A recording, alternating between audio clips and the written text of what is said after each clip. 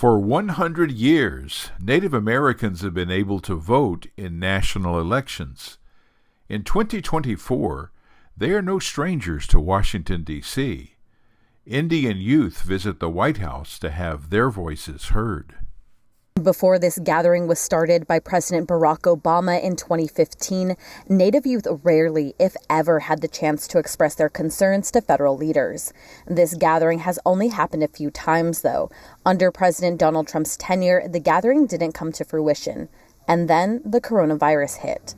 All of this is why Oliver Tyrell is grateful for an opportunity to talk about something important to him. I talked about mental health issues here within the Indigenous communities, especially leaning towards Indigenous queer youth. And I've talked a lot about how being accepted and connected to your cultures can lower the suicide rates by 60% at times. The forum is meant to foster conversations between Native youth, their peers, and policymakers. I think being 16, everyone's shocked to do it, but I kind of feel like more people want to talk to me because they see that I'm so young and getting out there. As a young person that's doing more, there are so many organizations for Native youth that can help you out and get your voice spread. Being a young person, they know that you're the future and that you're the real solution to this. So it really just grants you more opportunities. More doors will open whenever you look for them. The Tribal Nations Summit finds its roots in history. In the White House Library, there's a portrait of a Pawnee leader, Chief Sharo, from his visit to the White House with President John Monroe in 1821. The artist Samuel F.B. Morris's painting, The House of Representatives, is a retelling of the chief and his delegation's visit to Congress in 1821 during a debate on U.S. Indian policy. Chief Patel Sharo's painting is an important bit of context before this White House summit. The relationship between tribal leaders and presidents was once a regular, common occurrence. In December 1923, President Calvin Coolidge met with the Committee of 100, a group of American Indian leaders. Cherokee educator Ruth Muskrat Bronson gave a speech at the event, Indian Leadership, Past and Present. Franklin D. Roosevelt, Harry Truman, and John F. Kennedy all met with tribes. John F. Kennedy spoke to the National Congress of American Indians from the Rose Garden. I want to express our thanks to Walter Wetzel and to the National Conference of American Indians. Receiving you as representative of the Indian tribes, I'm carrying on a tradition begun by George Washington and really, in a sense, continued by every president of the United States. When President Richard Nixon met with leaders of the Taos Pueblo on July 8, 1970, the White House picked the Cabinet Room as the venue. What better way to demonstrate the government-to-government relationship? After the ceremony signing the return of Blue Lake to the Taos Pueblo, Nixon told a colleague that this was one of the best moments of his presidency. And that led to President Barack Obama's 2009 White House Tribal Nations Summit. I am honored to be with you today at this unique and historic event, the largest and most widely attended gathering of tribal leaders in our history. And that brings us to the value. Every single agency and department has to come up with a list of actions they've taken, of decisions they've made, and what the priorities are for those departments. And they have to deliver on those when they show up at the Tribal Nations Conference. So what happens is it spurs action all through the year, and it also spurs action afterwards. The Biden administration selected Charles F. Sams III to head the National Park Service. His roots go back thousands of years in Oregon. I'm an enrolled tribal member of the Confederated Tribes of the Umatilla Indian Reservation. I am Cayuse and Walla Walla with blood ties to the Yankton Sioux and Kokopah peoples. On my American Indian side of the family, we have lived here since time immemorial, or for at least 15,000 years. I'm also Dutch and French descent. Two of my great-grandfathers came west to Oregon in the 1800s. Despite the clarity of the National Park Service mission, there are differences in opinion about how to accomplish it. In Indian country, we expect an open discussion with the federal government prior to making decisions, not after the fact. If confirmed, I will bring this spirit of consultation to the service as director. I look forward to consulting with neighboring communities, stakeholders, local, state, and tribal governments, and members of Congress, even when the conversations and topics are challenging. Perhaps the best way to know Sams is to see this video he produced, entitled With a Good Heart. Dear children, to know where you are going, you must know where you are from. Our people have lived upon this land since time immemorial. Our Creator made us from the flora and fauna.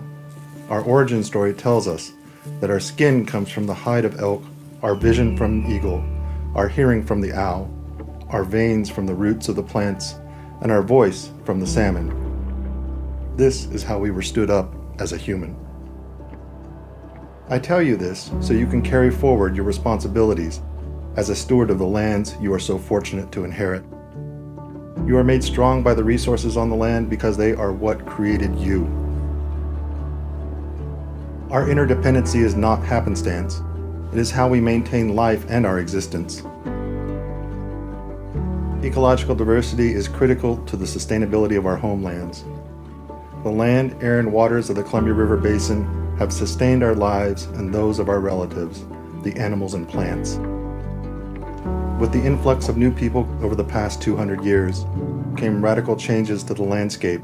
Lands were cleared of their trees, rivers were dammed and diverted. New industries brought pollution to the land, air, and water. Many of the newcomers did not know of the covenant we possess to be responsible stewards of the resources. An imbalance is upon the land in the form of climate change and loss of ecological functions. Now the newcomers recognize the potential detrimental effects past generations have caused by not being good stewards. Your journey on the land and along the waters should lead you to better understand how to restore, preserve, and protect the resources we love and need.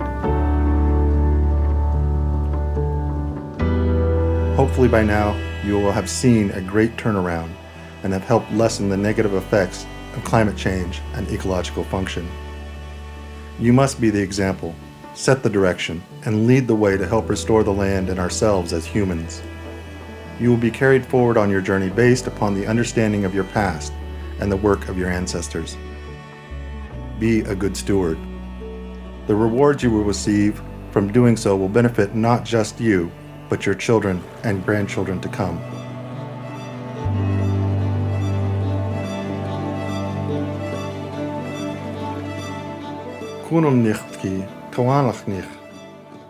And with a good heart you will grow up well. Kalau, your father.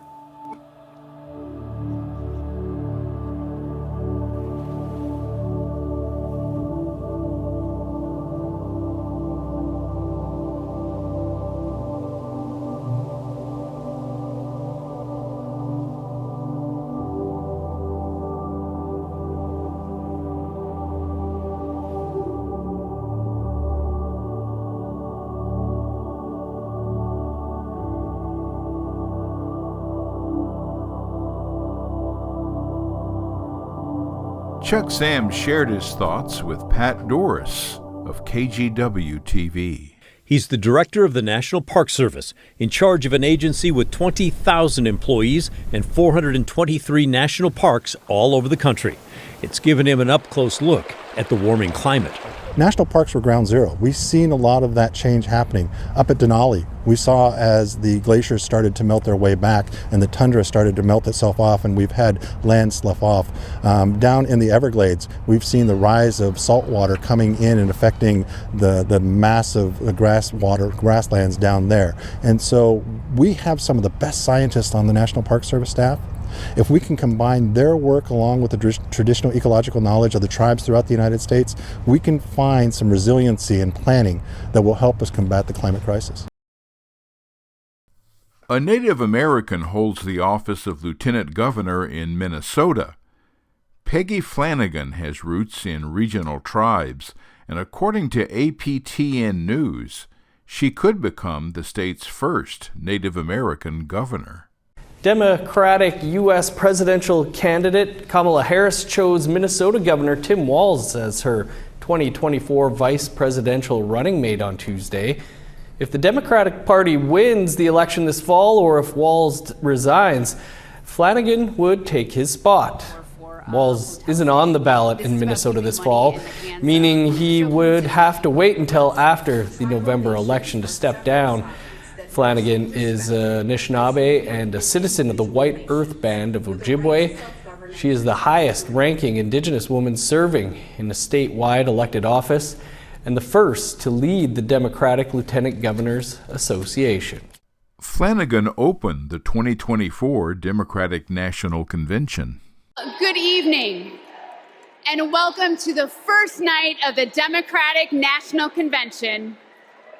I'm Peggy Flanagan, Lieutenant Governor of Minnesota, and I am thrilled to be here in Chicago with Democrats from across the country to rally around Kamala Harris and Tim Walz and their vision for America.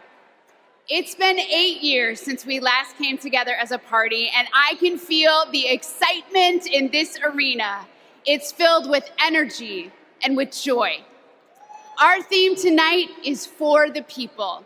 We'll hear from union leaders, civil rights advocates, and our fellow citizens. And we'll hear from our president, Joe Biden, who has been a champion for the people for his entire life. My name in the Ojibwe language is Giji Wewadam Ukwe, or in English, speaks with a clear and loud voice woman. I'm a member of the White Earth Nation, and my family is the Wolf Clan. And the role of our clan is to ensure that we never leave anyone behind. That's why I am supporting Kamala Harris and Tim Walz to be the next president and vice president of the United States. A higher profile Native voice is that of Deb Haaland, first elected to Congress in 2019. 70 years ago, Native Americans couldn't vote. I never imagined a world where I would be represented by someone who looks like me.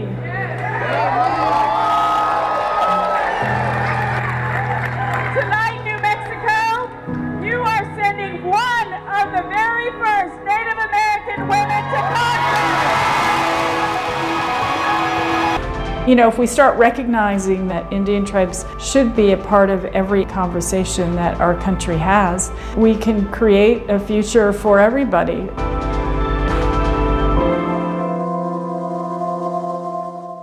As the first Native American Cabinet Secretary in the history of the United States of America, she'll be a true steward of our national parks, our natural resources, and all of our lands.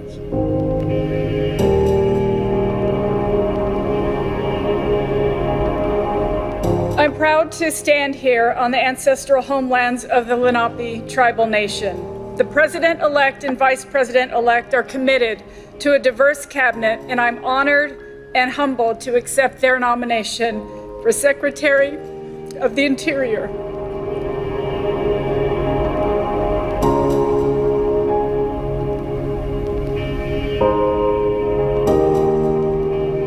My grandparents, who were taken away from their families as children and sent to boarding school in an effort to destroy their traditions and identities, maintained our culture.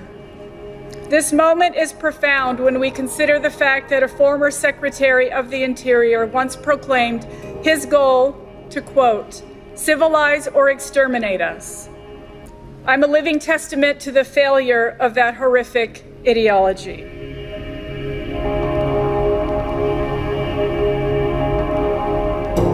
Growing up in my mother's Pueblo household made me fierce. My life has not been easy. I struggled with homelessness. I relied on food stamps and raised my child as a single mom. These struggles give me perspectives, though, so that I can help people to succeed.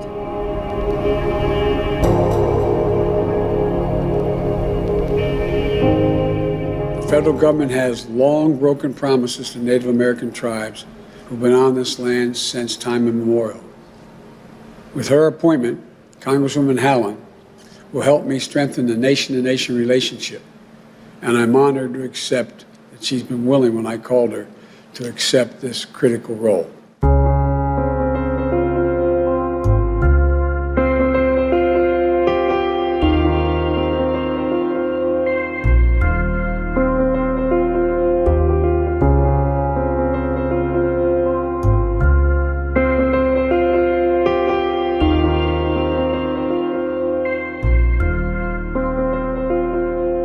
As our country faces the impacts of climate change and environmental injustice, the Interior Department has a role to address these challenges. The President-elect's goals, driven by justice and empowering communities who have shouldered the burdens of environmental negligence.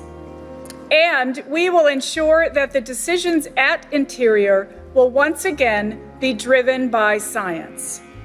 We know that climate change can only be solved with participation of every department and of every community. Coming together in a common purpose, this country can and will tackle this challenge. The President-elect and Vice President-elect know that issues under Interior's jurisdiction aren't simply about conservation. They're woven in with justice, good jobs, and closing the racial, wealth, and health gaps. I'll be fierce for all of us, for our planet and all of our protected land, and I'm honored and ready to serve. Thank you again. Being nominated was one thing, but Haaland had to get approval by the Senate. I understand how important the department is for all the stakeholders who rely on it and the communities whose economies are connected to it. I know the bipartisan accomplishments of this committee stand out in Congress. Your work led to Interior having significant resources and authorities, especially with the Great American Outdoors Act and the Public Lands Package. If confirmed, I will work my heart out for everyone. The families of fossil fuel workers who help build our country, ranchers and farmers who care deeply for their lands, communities with legacies of toxic pollution, people of color whose stories deserve to be heard, and those who want jobs of the future. I vow to lead the Interior Department ethically and with honor and integrity. I will listen to and work with members of Congress on both sides of the aisle. I will support Interior's public servants and be a careful steward of taxpayer dollars. I will ensure that the Interior Department's decisions are based on science. I will honor the sovereignty of tribal nations and recognize their part in America's story, and I'll be a fierce advocate for our public lands. I believe we all have a stake in the future of our country, and I believe that every one of us, Republicans, Democrats, and Independents, shares a common bond, our love for the outdoors and a desire and obligation to keep our nation livable for future generations.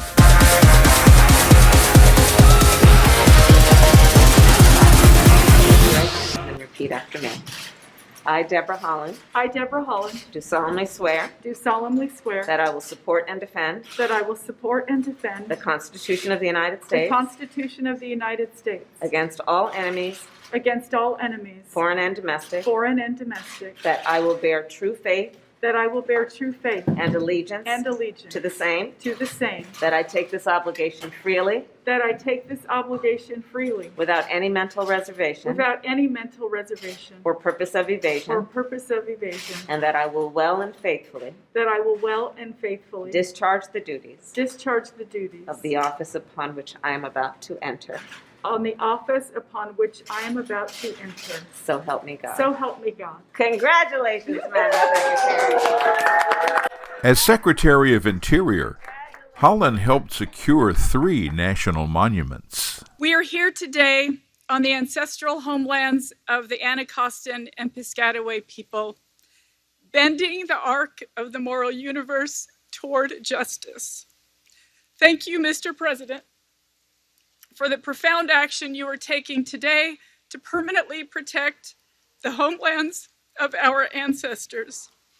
Our songs, our languages, and our cultures are strong, and many people from many Indian tribes have sung and spoken in unison to protect this sacred place.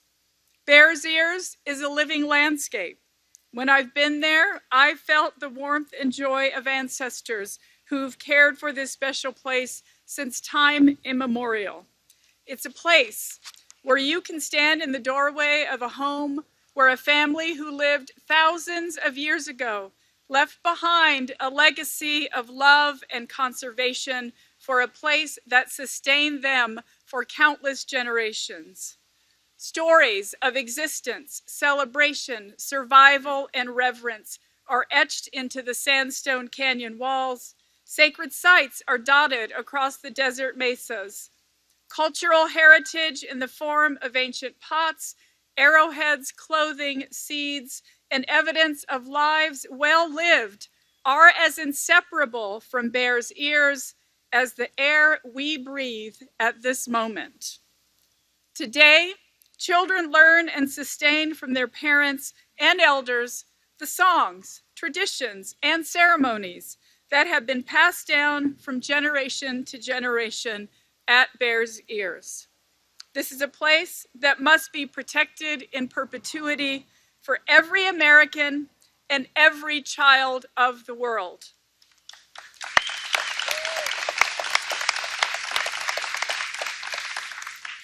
Today's announcement, it's not just about national monuments. It's about this administration centering the voices of Indigenous people and affirming the shared stewardship of this landscape with tribal nations. The President's actions today writes a new chapter that embraces Indigenous knowledge, ensures tribal leadership has a seat at the table, and demonstrates that by working together, we can build a brighter future for all of us. We have much more good work ahead. Together, we will tell a more complete story of America. Together, we will conserve and protect our lands and ocean for people, for wildlife, for the climate. Together, we will strengthen our economy with healthy, resilient natural systems. Mandy Yepaw says that Haaland's voice as Secretary of Interior is a major development. Mandy's comments were made on January 6, 2021, before Haaland was confirmed by the Senate. It's a game changer. It's a game changer. It's something that my organization I work with, Illuminative, and then I also work with Native Organizers Alliance, which trains Native people on how to organize to get the things, policies and things enacted that they need. And really overall, all of Indian country was pushing really hard for Deb Haaland to get this nomination from the Biden administration to be the Secretary of Interior. So she's yet to be sworn in. She'll be sworn in maybe sometime this spring. I guess they're pushing it out quite a ways for some reason, but I think it has to do with Senate seats. But it's huge. It's a huge game changer because the Secretary of the Interior, a lot of people don't really know what the Department of the Interior does, but the Department of the Interior looks over national parks, Bureau of Land Management, livestock. So it's everything. It's land, it's all the animals within our land, and then it's Indians, which in that structure is a very racist. That's a very good example of like a systemic racism where the racism is integrated into the actual system of the Department of the Interior, that the same department that oversees land and animals is also overseeing Indian people, because in the time that it was established, those were all seen as like the same thing. So it's really powerful to have her in this position because it oversees lands. There's been a lot of environmental impacts at play where mining companies and oil and gas are very much involved with the Department of Interior because they are having to get their permission and approval to do a lot of really destructive, extractive things to the land that Indigenous people have opposed. So having and Deb Haaland is an environmentalist. So, and she's very big on climate justice. So having her head up not only the BIA, which is the Bureau of Indian Affairs, so she's really head of like all the dealings with the federal government and the tribes, and she's all going to be head of, all this land management too. So we're really hopeful that as an environmentalist, an Indigenous person herself, that she's going to really help carry on this tradition of stewarding our lands in a responsible way, and keeping these extractive industries away from our sacred places. Because there's a lot of drilling and extractive industries that want to desecrate places that are where our ancestors are buried, and where we go to do ceremony, and where we see ourselves as part of the land. And so we're really hoping that she'll protect that, and also be just a really strong advocate for these nation-to-nation relations within these tribal governments, because of that lack of education, because of these kind of negative narratives that have been woven into our American society. A lot of policymakers, a lot of lawmakers, and this was included in the Reclaiming Native Truth study that my boss did, they don't know about Native issues. They don't know about tribal law, but they're the ones making this policy and, pushing legislation through that can really help or harm Native people. And they just don't even know about Native issues and Native people and what are our important things to us. So having a Native woman as a part of that is it's a history making in and of itself with the appointment, but I think there's going to be more history made coming forth as she's able to really fulfill this role and work on these, respect these nation to nation, correspondence. Because what people don't realize too is all these treaties that were signed between the US and tribal nations, these are treaties that Americans have agreed to as well as part of the US government. These are not just, it's not like none of your business or any other person's business. These are things that as an American citizen, you've agreed to uphold these treaty rights. And every single treaty that we've ever made with the government has been broken. Every single treaty has been broken. They would say that they would stay off of these lands, and then they would come and take them, every single time. So I think that maybe Deb Haaland may be able to also kind of bring back honoring treaties and really upholding that's the supreme law of the land.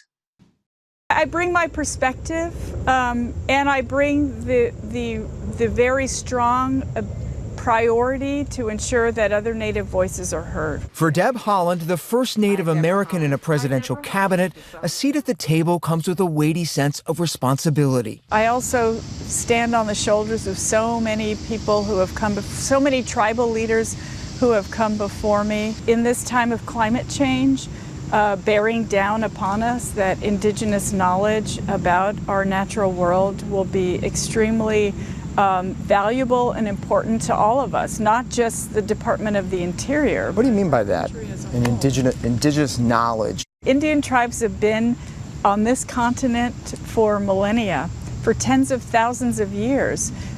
They know how to take care of the land. Through Haaland, Indigenous voices were heard in the Democratic National Convention.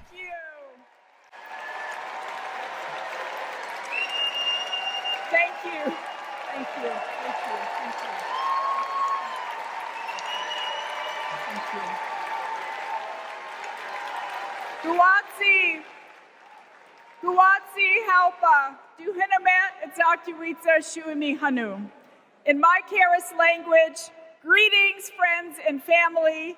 My name is Kresh Turquoise, and I'm from the Turquoise clan. 35 generations ago, my ancestors built lives in the high desert of New Mexico. I am on this stage tonight because of them. While fishing with my dad and running through the desert with my cousins, I learned that we have a responsibility to take care of our planet. Donald Trump never learned that lesson. He called the climate crisis a hoax. He made it easier for big companies to poison our air and water.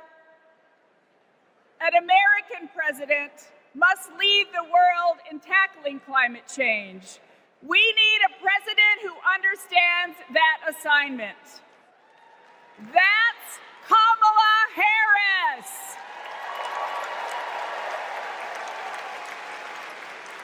I know her record. She held polluters accountable for spilling oil into the San Francisco Bay. She defended President Obama's Clean Power Plan in court. And as vice president, she cast the tie-breaking vote for the most ambitious climate action plan in our nation's history.